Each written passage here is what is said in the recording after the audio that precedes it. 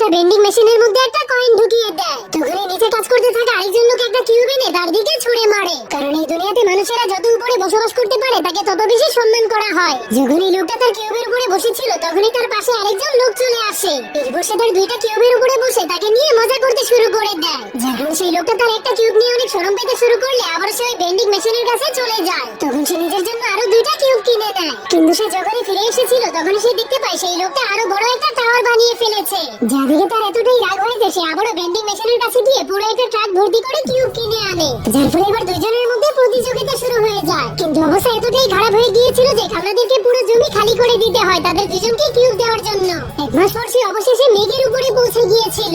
যখন সে উপরে চড়ে চারপাশে দেখতে শুরু করে তখন সে বুঝতে পারে এবার সে দুনিয়ার সব থেকে উঁচুতে পৌঁছে গিয়েছে। কিন্তু তখন সে বুঝতে পারে এই দুনিয়ার সব মানুষেরা অনেকগুলো কিউবের ব্যবহার করে ফেলেছে, আর সেই কিউবগুলোকে কামলারা মাটির নিচ থেকে উঠিয়ে উঠিয়ে বিক্রি করেছে, যার ফলে এই দুনিয়াটা খালি হয়ে ভেঙে পড়তে শুরু করে।